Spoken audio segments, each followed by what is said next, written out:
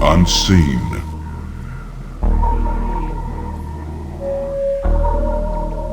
A dwelling of pure thought shaping our futures. The DreamWeb.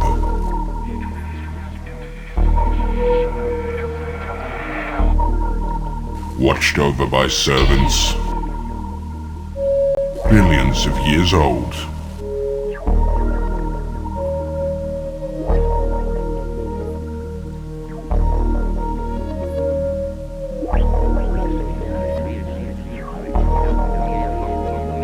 For centuries, the DreamWeb has been stable. But now, evil is about to take control.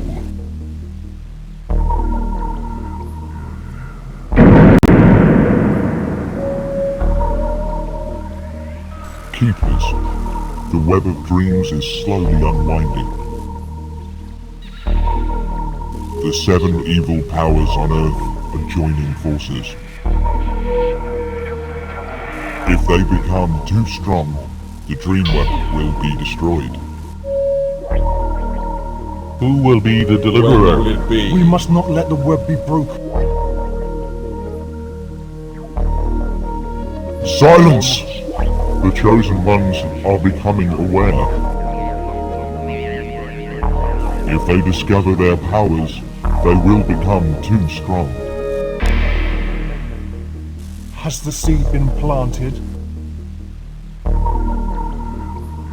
Yes, it has grown strong and he is stirring.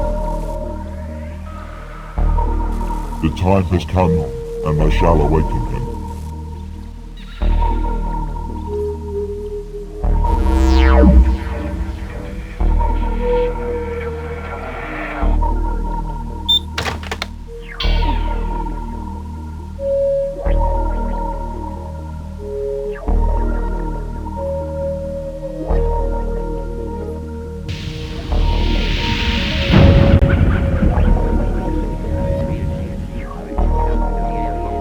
This is the future.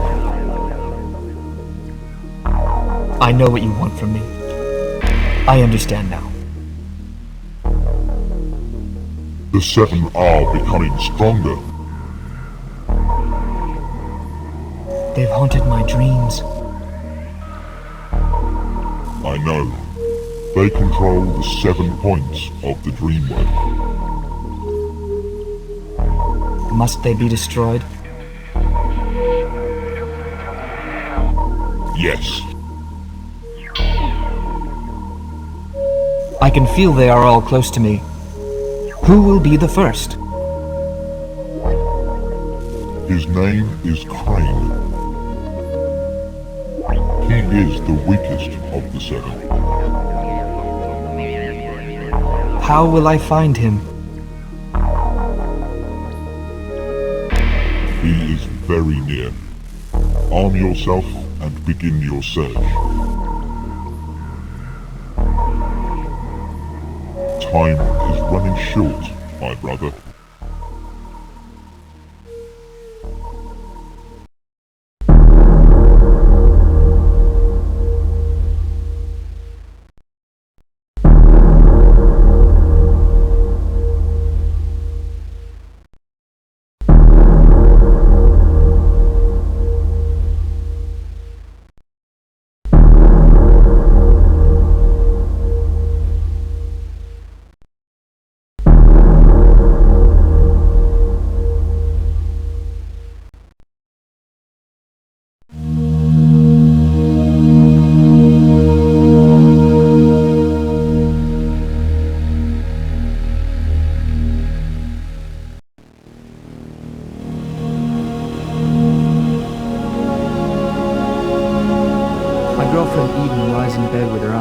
Closed and the covers pulled tightly around her.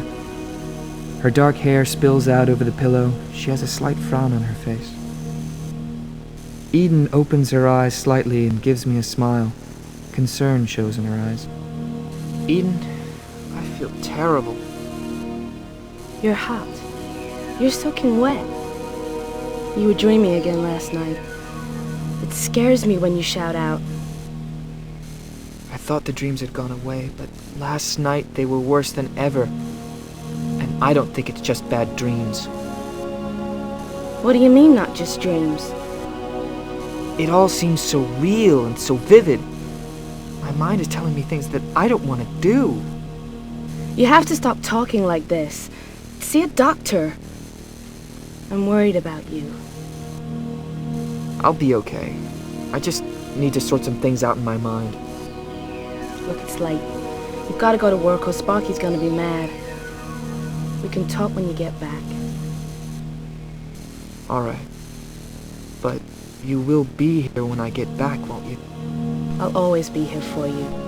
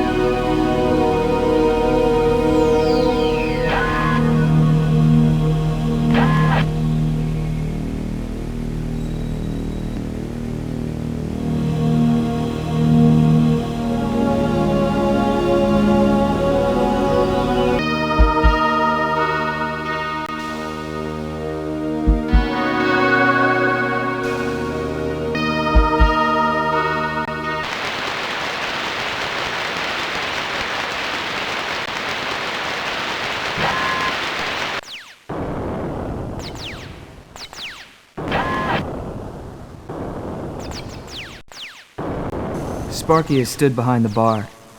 Obviously, he has no staff available and has to work himself. Sparky is overweight and scruffy. His belly pokes out from beneath his gray shirt. He doesn't look very happy. Hey, Ryan. Did you get my MailNet message? No, sorry. Sorry I'm late. Oh, that's okay. No problem at all. Really? Yeah, you're fired. If you'd bothered to read my message, you would have known by now. You can't do that. I really need the money. Sorry, Ryan, I can't use unreliable staff. Look, I'm sorry. I've been having a few problems sleeping recently. I'll try and pull myself together. I'll tell you what to do. Take a couple of weeks off. Try and sort yourself out. You ain't any good to me like this. Thanks. I really appreciate it. Do you think I could have my wages? Yeah, I guess so. Even though I ended up having to work behind a bar myself. Just run your card through the scanner. Okay. And I promise I'll sort myself out. Sparky looks at me expectantly. Perhaps I'll do as he says.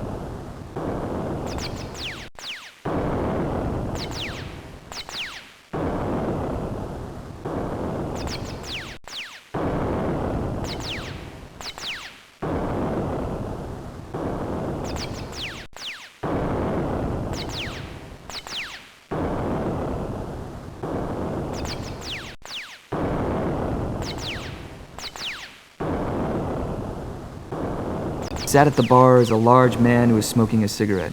He stares across the bar impassively and occasionally glances at the TV. He looks at the man, takes a puff of his cigarette and asks me, "What's up?" Mind if I sit next to you? Do what you like. I don't care. Thanks. What's on the TV? It's a program about that singer, David Crane. What about him? He's playing some concert tonight. Just arrived in town. Where's he staying? At, a hotel called the Regency. Hey, what is this anyway? What's all the questions? Oh, no reason. The Regency is that big place near the bridge, isn't it? Yeah. Yeah, now why don't you just shut up and leave me alone?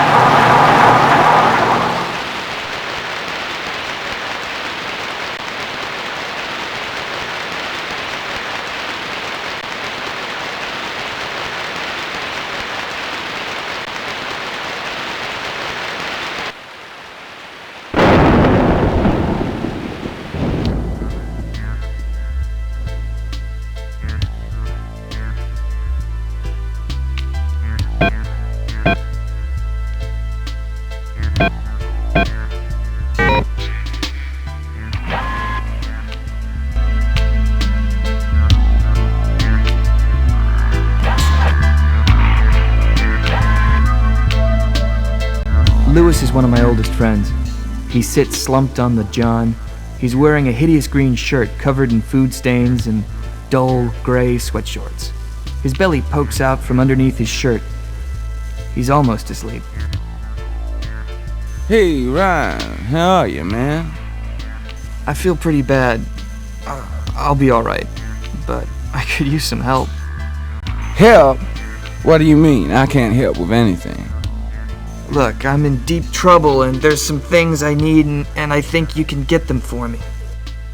Sure. What are you looking for? Drugs? Not today. I need a gun, and I don't know anyone who has one. Well, there's this dealer I know.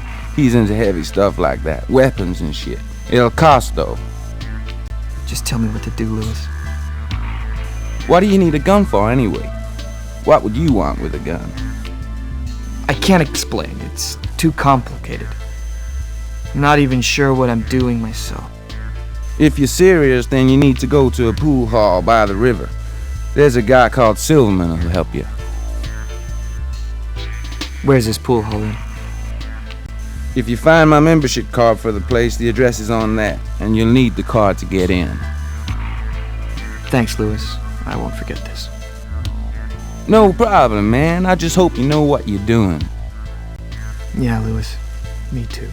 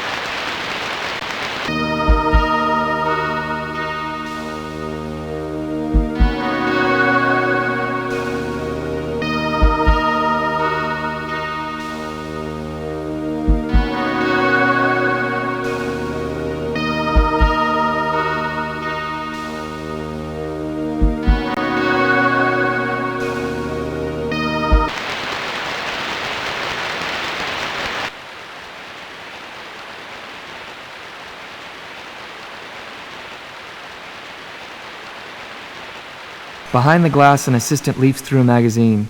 He's about 50 years old and has ginger hair and small round glasses.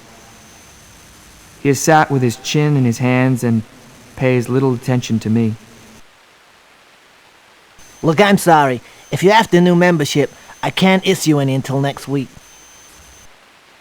Actually, I've got a friend's card here. You can use someone else's card if you like. If it's okay by them, it's okay by me. Won't the electronic thumbprint on the card be wrong if I use this card, though? Look, I shouldn't be doing this, but if you use someone else's card in the reader by the doors, I'll sort out the rest. Yeah, thanks. I'll do that. No problem. You can owe me one.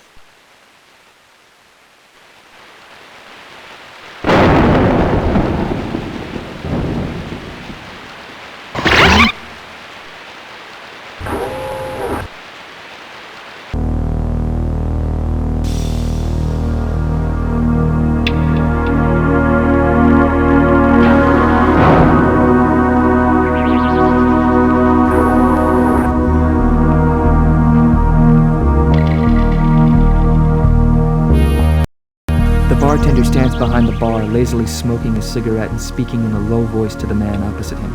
As I approach, he looks at me with suspicion. What can I get you? I've been told I can get some help here. Oh yeah? By who? My friend's name is Lewis. Lewis King. He told me to mention his name. Lewis King. Yeah. I've seen him around here a couple of times. What exactly are you looking for? I need a gun. I mean, I don't know much about them, but I need one. Well, Mr. Silverman deals with all that. You'll need to see him. Go to his office. The number on the door lock is 5222. How will he know who I am? I'll ring through and tell him you're on your way, and that you know Lewis. The office is down to your right. Make sure you have some money. Oh, right. I will. And thanks.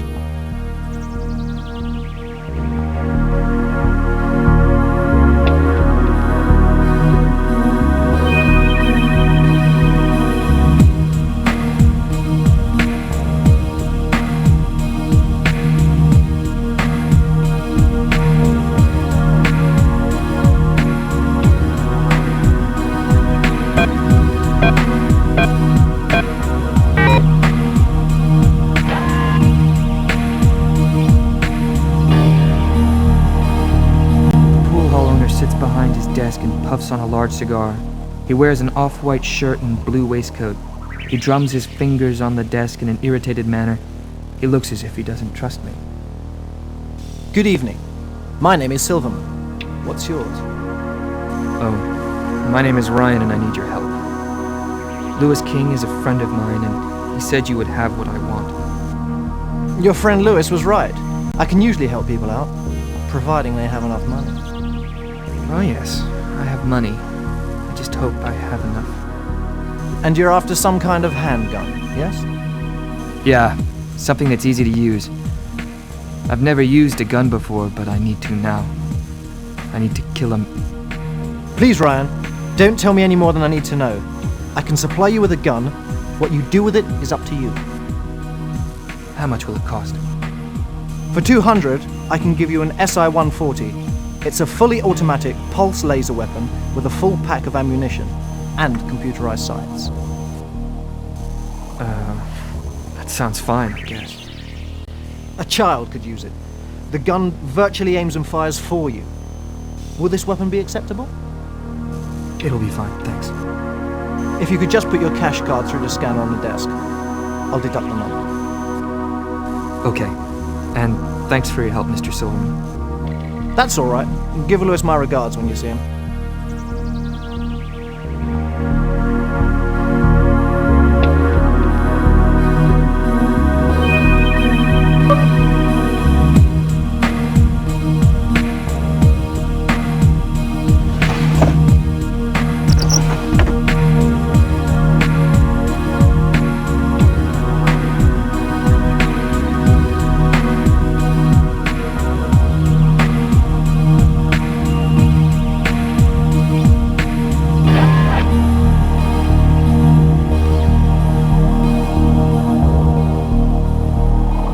A bald-headed man sits at the table smoking. The man watches me as I approach, and he doesn't seem too pleased that I've chosen to speak to him. He wears a sleeveless shirt and has arms like tree trunks. What do you want?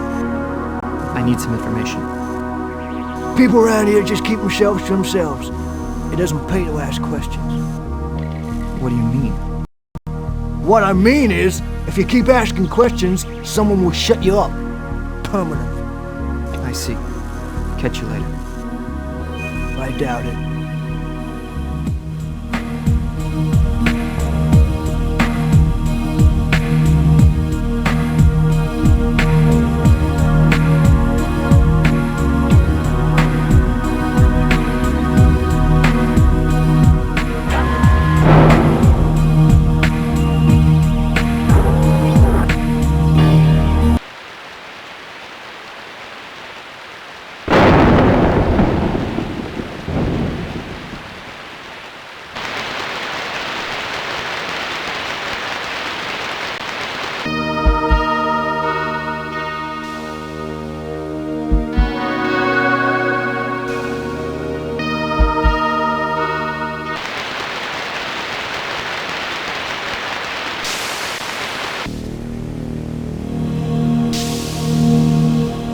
The man has dyed yellow hair which stands on end, a luminous green shirt, and leather trousers and a jacket. He seems bored, as if he stood here for hours. Hey, are you waiting here to see Crane too? Not really. I'm just staying here for a few nights. What do you know about Crane? There's nothing we don't know about him. We've been waiting here for 2 days just to catch a glimpse of him. Are you sure he's in this hotel then? Oh yeah, he's got the best room in the hotel. The penthouse suite. It's supposed to have a pool. Well, I hope you see him then. Yeah, catch you later. Sat on the sofa is a girl wearing a purple dress made of a strange material that seems to change color slightly as she moves. She sits staring out across the lobby. Occasionally she says something to the man stood next to her. Oh, hello.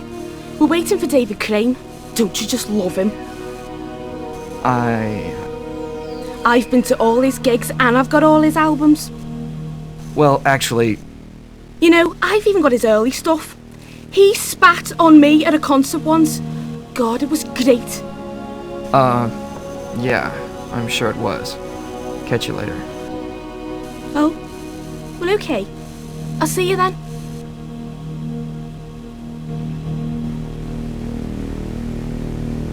The receptionist is a middle-aged woman in a red dress who is looking decidedly agitated. She hammers away on her keyboard and stops occasionally to answer the phones.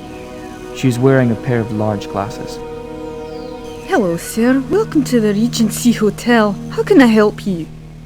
I'd like a room for tonight, please. Well, we haven't got many left, and they're all quite expensive. David Crane, the singer, he's staying here tonight, you know. Oh, yeah. I suppose he's got all the best rooms. Well, Mr. Crane has the penthouse suite, naturally, but there is a vacant suite below, and that's quite luxurious.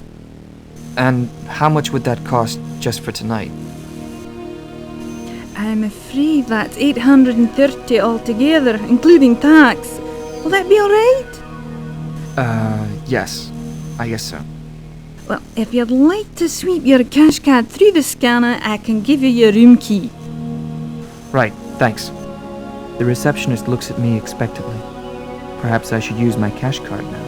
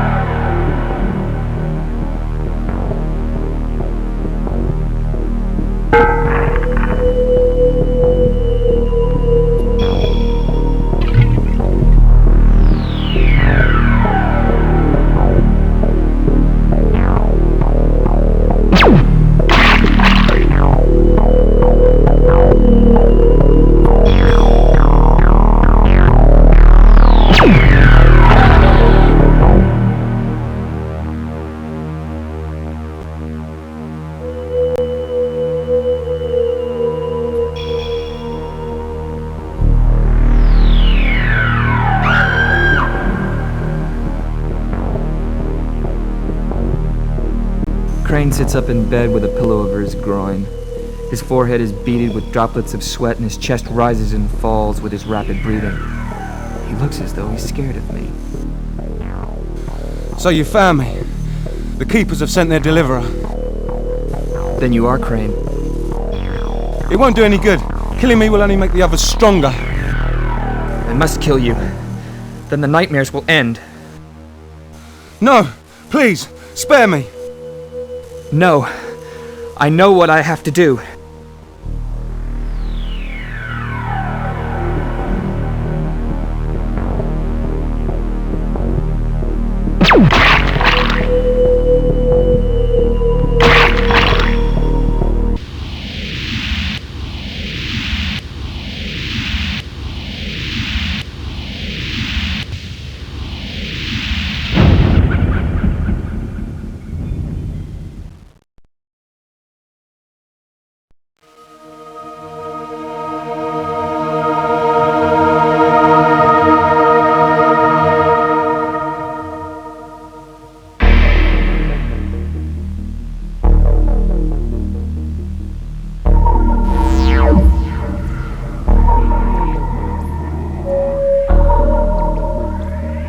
The keeper of the DreamWeb stands before me with his head bowed and his hands clasped together in front of him. His robe hangs heavily from him and I can barely make out a face beneath the hood. Ryan, your path has been chosen.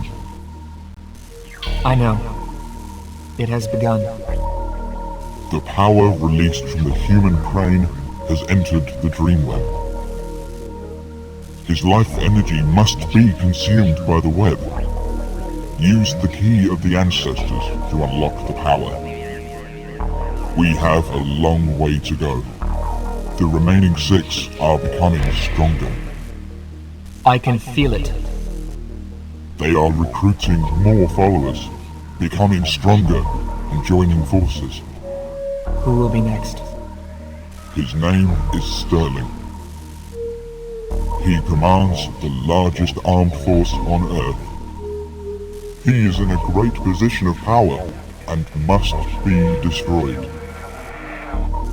I know what I must do.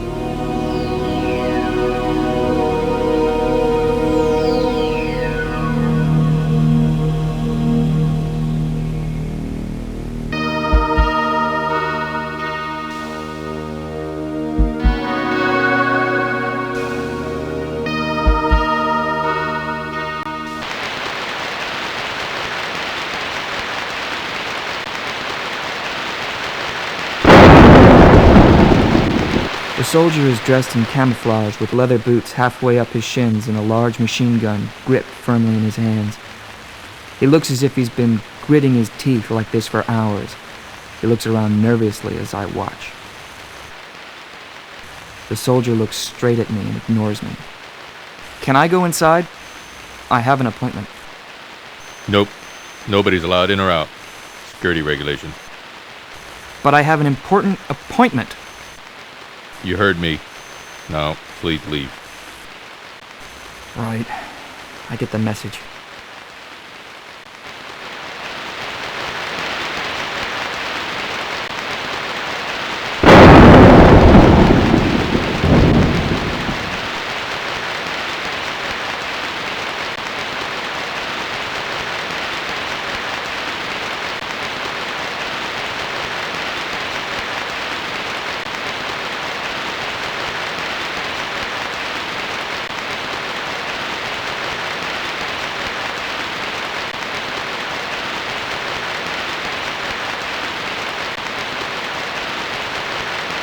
Behind a thick piece of glass is an old man with wispy gray hair and bald at the top. He has a blue uniform on with gold rings on the cuffs and lapels. He leans on the counter as if he's waiting for someone. How can I help you, young man? I've got an appointment. Look, the military have closed us down for the day. No one has an appointment. But you must have made a mistake. I can take your name and book you in for tomorrow if you like. Why is the TV station shut down? Military General Sterling has a special live TV interview this afternoon about the Middle East. I see. Well, thanks anyway. Goodbye, sir.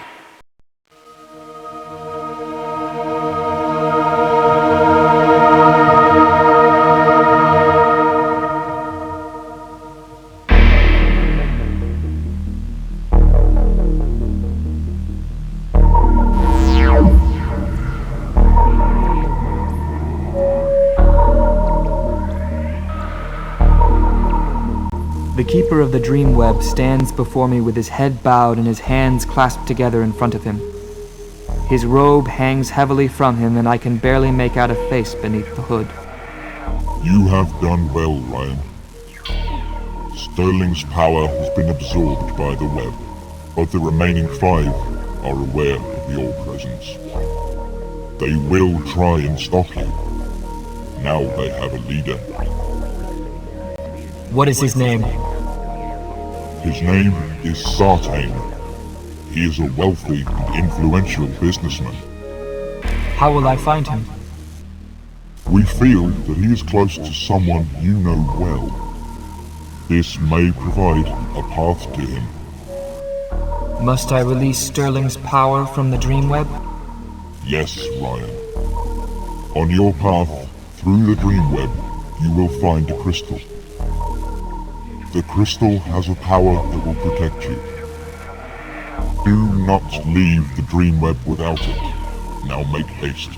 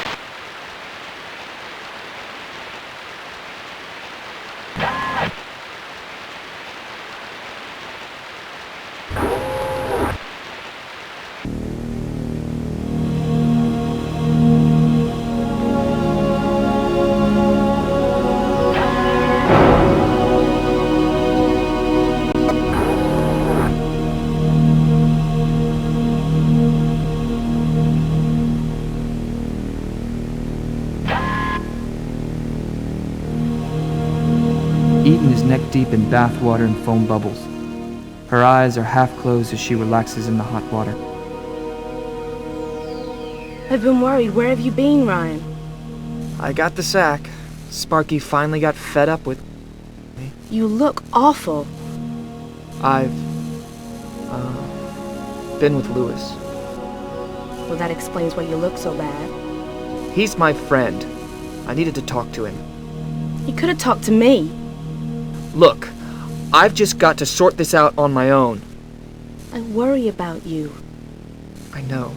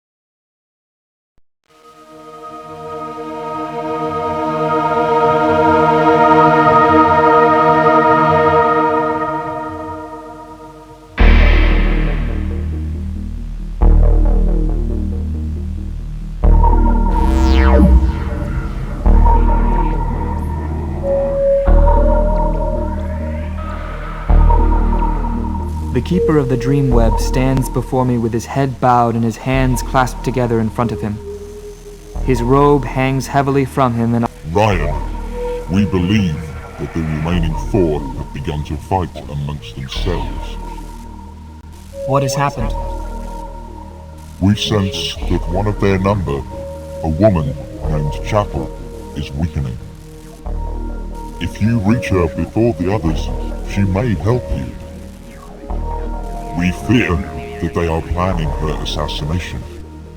What if she is killed before I find her? Then she has been lost to us. Seek out a woman called Underwood. Where is she? She works for the government, but now she is under the protection of Sartain's men. We do not know where. I know what I must do.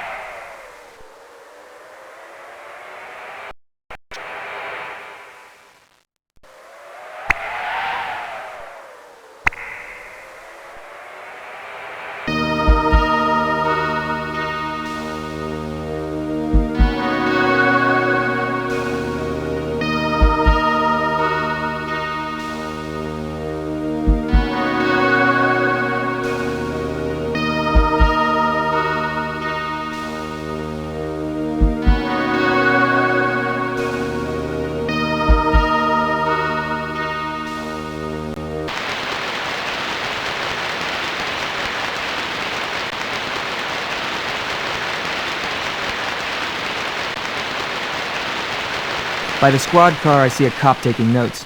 He looks up at the devastated building in front of him occasionally before he writes in his notepad. Sorry, sir. I'll have to ask you to leave the area. What happened? Looks like a terrorist attack. Are you a journalist? No, I'm not. Actually, I knew Miss Chapel. Was she inside? Well, so far we haven't found a body inside the house. Can I go inside? No, you can't. There's still plasma residue from the explosion. It's too dangerous. Okay. Maybe I should speak to her family. Yes, sir. That's a good idea. Now, if you don't mind, I got work to do. Okay. Goodbye.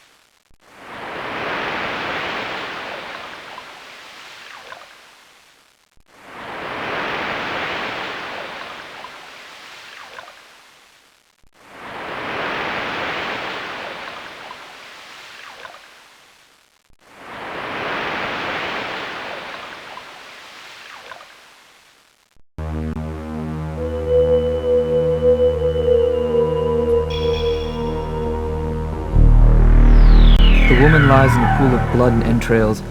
Amazingly, she's still alive, and she's trying to dig her fingernails into the floor in a desperate, futile attempt to drag herself away from me. Ryan!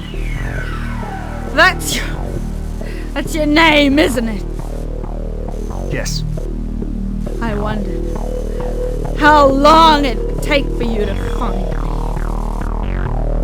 I've come this far. I have to kill you all. Then kill me, you bastard! End this pain! Where are the others? As if I tell you. O'Rourke is growing. Soon he'll be too strong. Then I must hurry. But first... Show me mercy! Show me the heavens! I want to die now!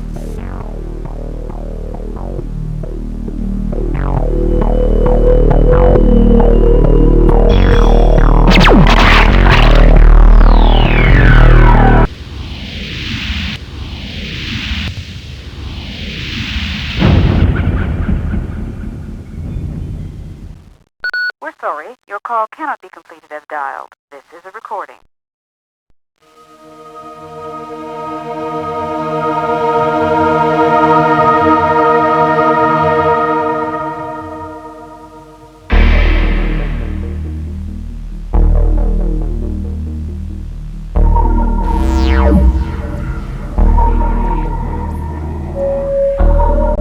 keeper of the DreamWeb stands before me with his head bowed and his hands clasped together in front of him. His robe... Ryan, you have done well. Only 2 remain, but they are very strong.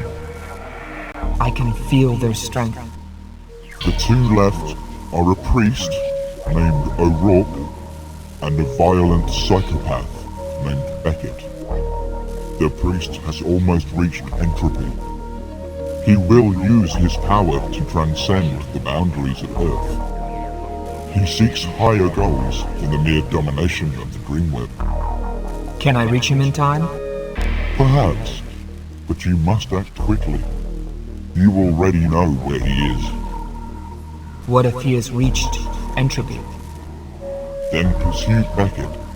He is the last and most evil threat to the DreamWeb. He holds the final key. Now, you must hurry.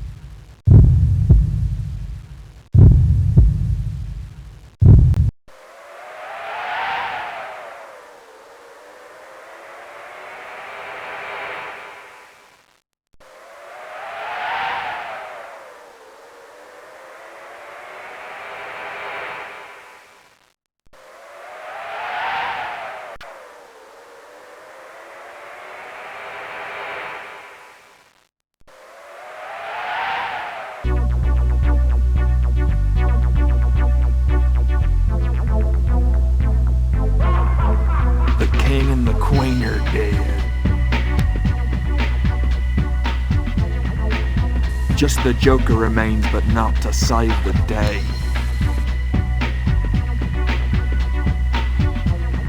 It seems that you have defeated us. The web is almost balanced. I have lived a tortured life, so many victims, so many I have saved. I have never reached my potential. I have been waiting for you, Ryan. I felt you coming closer to me. You see, in the end, it is you who has faced death. It is you that has unwittingly joined our cause. Destruction of us is your own destruction. The Keepers did not warn you of the consequences of your actions. They will turn your life force into one of us. We are all descendants of the Deliverers. When you die, your force will be sent to the DreamWeb and wait for a controlling space. Your thoughts will fight between good and evil. You will be reborn to walk the earth. You will be caught in a vicious cycle, searching for your way to escape the earth. The other 6 have moved on, as we all will. But first, you must die.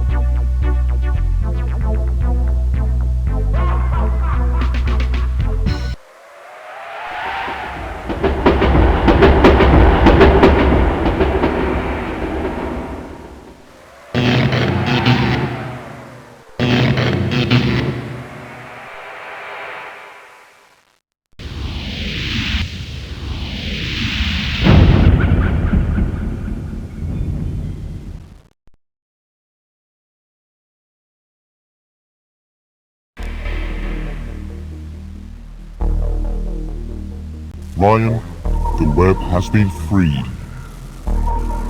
The commanding positions have been filled. No absolute good or evil, but neutrality. We will now protect the web. Your task is finished. From here, you must return to your life. It will never be the same, and the consequences will be great. You have saved our dreams.